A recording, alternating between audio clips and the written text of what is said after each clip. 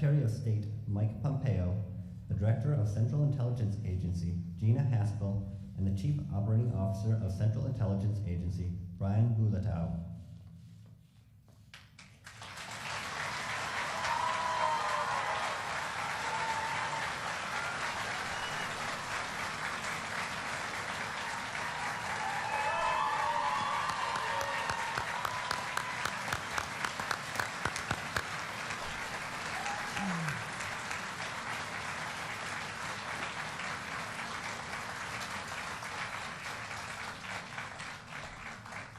Good morning. Please be seated.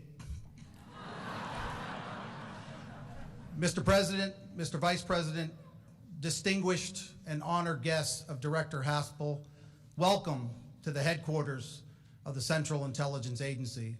And thank you to the many guests who are here today to join Director Haspel on this special occasion and historic swearing-in ceremony. To begin the ceremony, please stand with me as we sing the national anthem, and please remain standing for the invocation.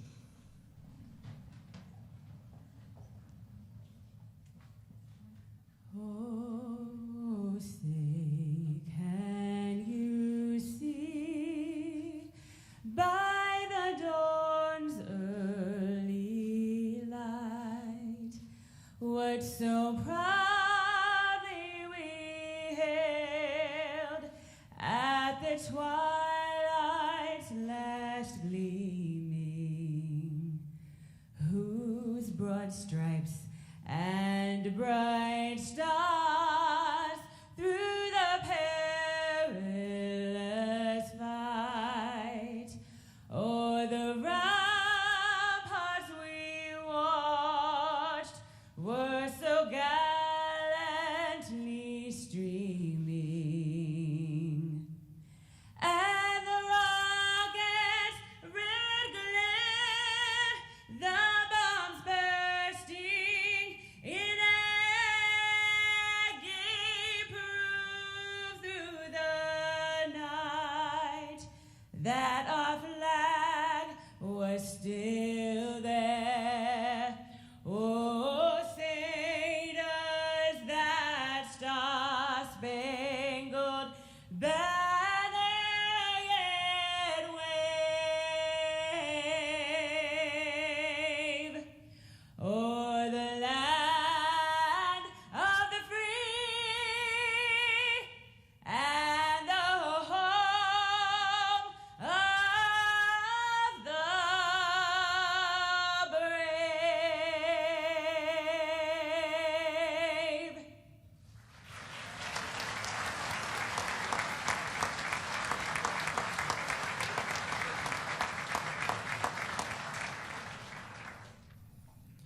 I invite you to join with me in prayer. Let us pray. Gracious God, we ask that you bless this ceremony and through it, the trust of our nation in this agency to be vigilant in its defense of our citizens and our freedoms. Our director, Gina Haspel, has the confidence of our nation's leaders because of her proven abilities and record of selfless service, and the loyalty of our agency since she has led from the front, taken the hard jobs, and come from their ranks. She is ready to assume the mantle of leading this team, which although most of their actions remain unknown to those whom they protect, the results of their deeds ensure that our freedoms remain secure during their watch. She is quick to humbly acknowledge her limitations and share that she did not arrive at this moment without the help, love, and support of many, beginning with her parents and continuing throughout her career, those who contributed to her development just as she has given to so many others in like manner.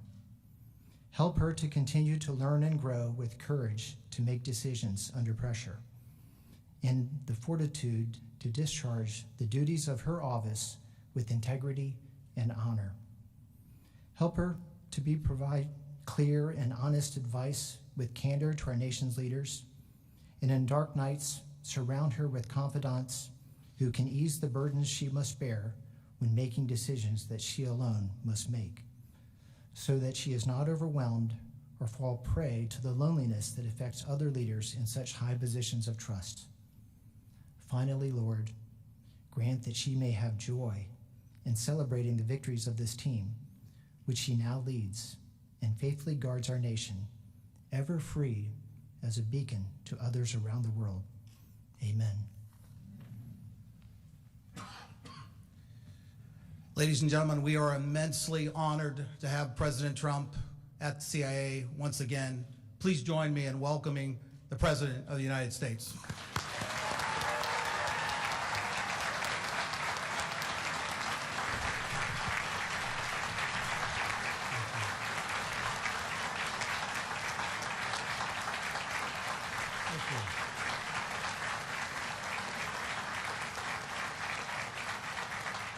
Well, thank you very much and good morning.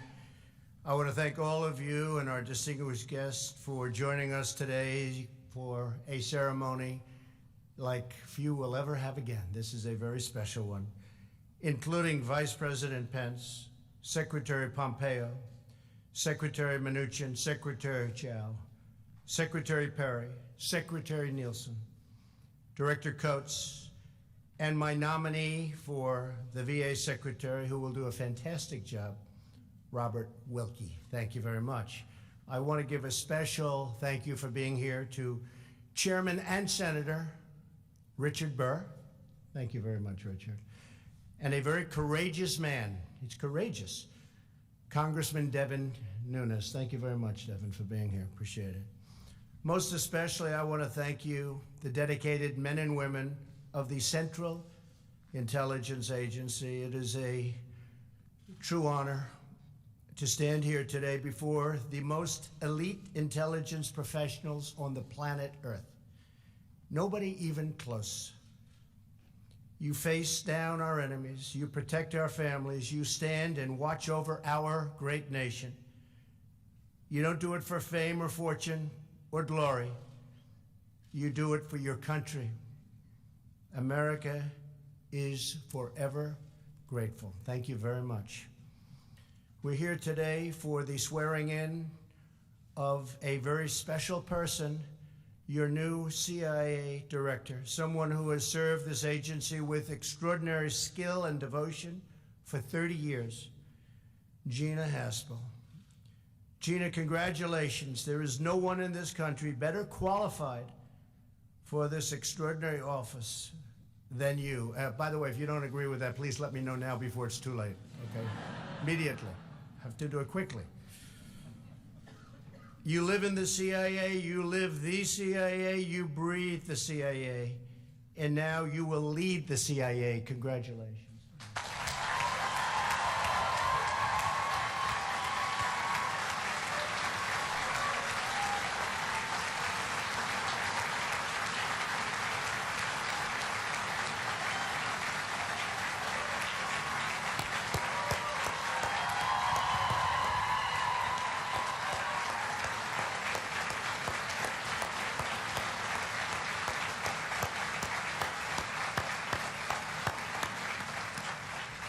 Okay, that means we're keeping her, right?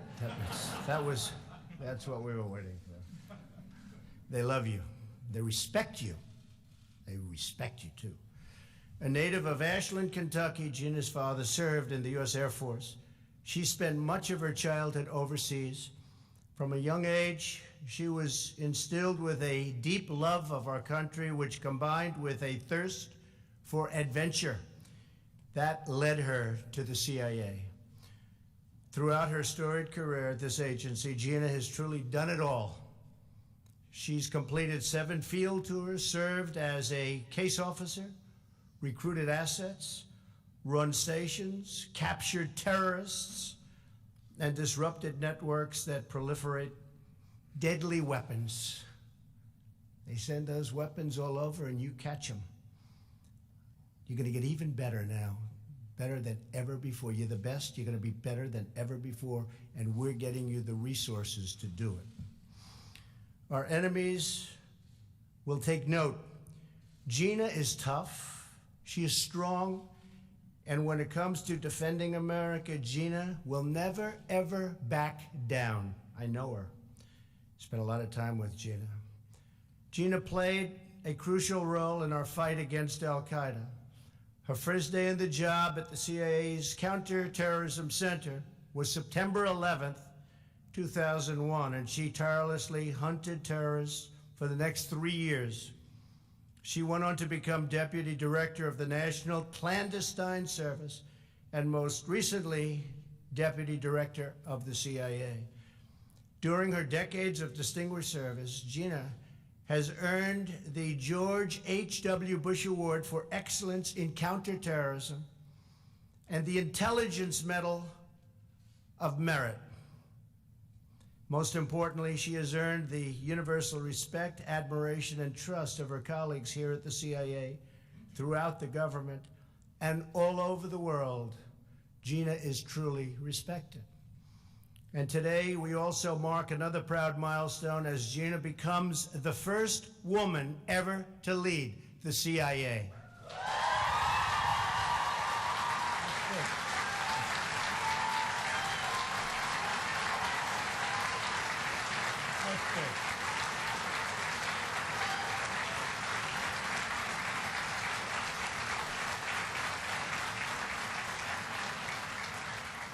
That's big. Now, Gina will lead this agency into its next great chapter. Gina assumes the role of director at a crucial moment in our history. We are reasserting American strength and American confidence. And by the way, America is respected again. You see that.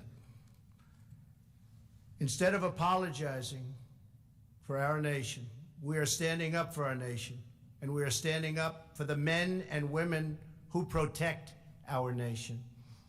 We will be counting on you to confront a wide array of threats we face and to help usher in a new era of prosperity and of peace. Since the CIA's founding more than 70 years ago, its courageous operatives have combined ancient craft with modern marvels to achieve unsung victories in every corner of the globe. I see what you do. I understand what you do, and it's incredible. Marked on the hallowed walls of this building are the stars honoring the CIA's fallen heroes who gave their last breath for our nation. Though many of their names remain secret, their stories of service and sacrifice and daring will live for all time. Today, we think of them and we honor them by pledging that the patriots of the CIA will have the tools, the resources, and the support they need to accomplish their incredible, complicated, and oftentimes very dangerous mission. The exceptional men and women of this agency deserve exceptional leadership, and in Gina Haspel, that is exactly what you're getting. Director Haspel, congratulations again. I know that you will thrive as the agency's director and help keep our nation safe and strong and proud and free. Good luck. God bless you. And God bless the men and women of the CIA. God bless America. And I just want to thank everybody in this room for doing such an incredible job and for giving Gina that unbelievable support that she needed. It took courage for her to say yes in the face of a lot of very negative politics and what was supposed to be a negative vote. But I'll tell you, when you testified before the committee, it was over. There was not much they could say. There was nobody more qualified than you, and you are going to do a fantastic job, Gina. Thank you very much. Thank you very much.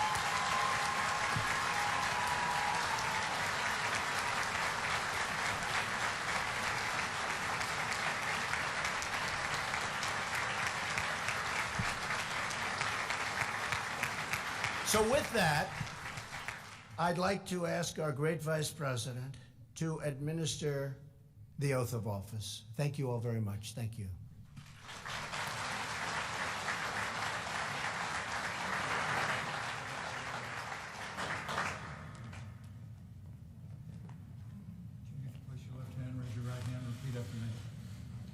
I, Gina Haspel, do solemnly swear I, Gina Haspel, do solemnly swear that I will support and defend the Constitution of the United States that I will support and defend the Constitution of the United States against all enemies, foreign and domestic, against all enemies, foreign and domestic, that I will bear true faith and allegiance to the same, that I will bear true faith and allegiance to the same, that I take this obligation freely, that I take this obligation freely, without any mental reservation without any mental reservation or purpose of evasion, or purpose of evasion, and that I will well and faithfully discharge that I will well and faithfully discharge the duties of the office on which I'm about to enter. the duties of the office for which I'm about to enter.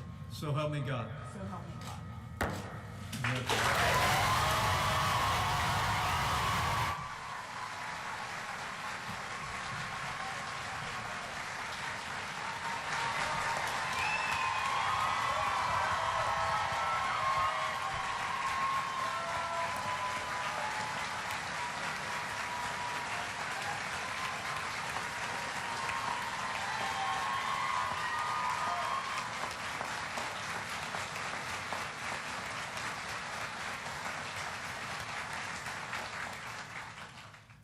Good morning, everyone, and thank you, Mr. Vice President, for administering the oath.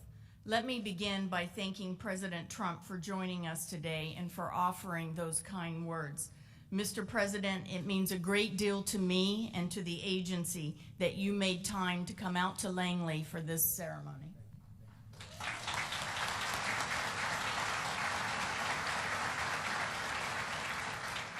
You have placed enormous trust in CIA throughout your presidency, and the men and women of CIA do not take that for granted. So thank you, Mr. President, for your confidence in me and your steadfast support of our mission and our people. I am truly honored to have this opportunity to lead the best workforce in government. It has been nearly 50 years since an operations officer rose up through the ranks to become the director. And after the experience of the last 2 months, I think I know why that is.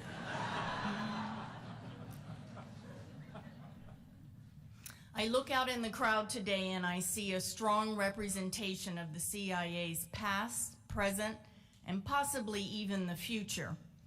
I am looking at 2 young ladies, special guests, who join us today. CIA has been more than a career. It has been for me, like many of you, a calling. In this building and around the world today, there are officers carrying out a vital mission, sometimes at great personal risk. I want each of you to know that I took on the position of director because I want to represent you as well as lead you. My years at CIA have rewarded me in ways that I could never have imagined, and I will continue to give it and you my all. There are countless role models and mentors who paved the way for me to stand here today. As the director, I want the current CIA leadership team to be role models and mentors for our next generation of officers who will walk the streets of far-flung capitals and work the late nights here at headquarters and abroad. For me, being director is about doing right by all of you, so that you have the tools and support needed to carry out our sacred mission.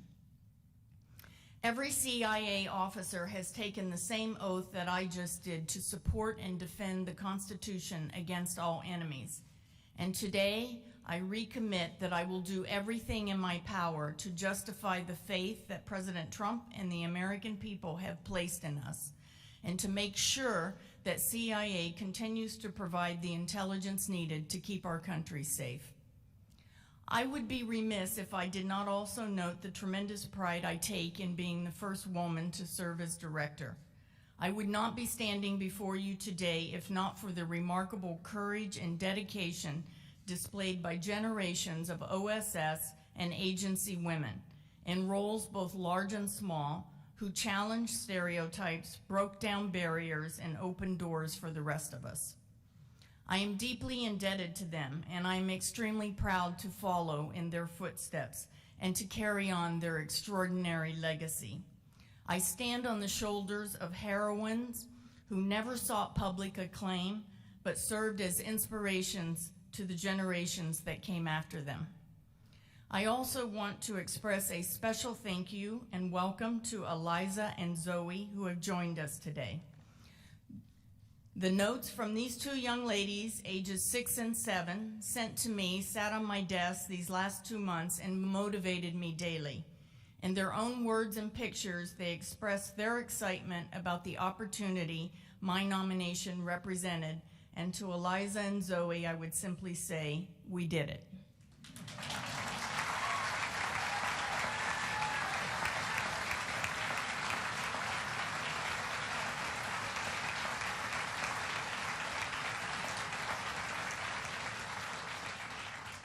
Lastly, allow me just a moment to talk about the future of this agency.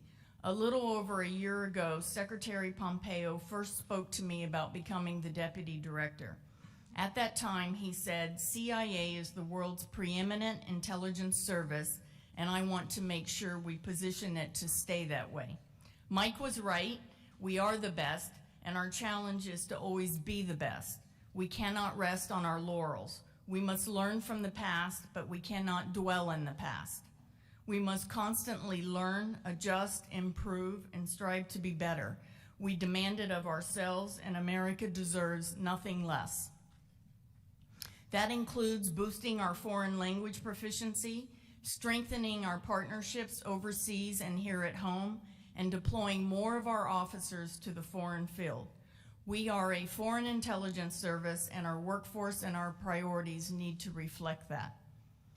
We also need greater focus and effort on the strategic threats our nation faces, as well as the persistent threat from global terrorism. As always, the key to our success against these challenges will be empowering the incredible talent that resides within CIA. The men and women who serve here are a national treasure, from the operations officers who collect our intelligence, to the analysts who contextualize and evaluate it for senior policymakers, to the support officers who enable every aspect of our mission, to the scientists, engineers, and cyber specialists who give us a decisive edge over our adversaries. The only way to confront these threats is to forge ahead with determination and with the same expeditionary spirit that has defined our agency since its founding more than 70 years ago. I am profoundly honored to lead you in that fight and to work alongside each one of you as we advance our vital mission. So, Mr. President, thank you again for giving me the opportunity to serve, to represent the men and women of CIA, and to carry out the critical work of helping protect our country, our people, and our way of life. Thank you very much.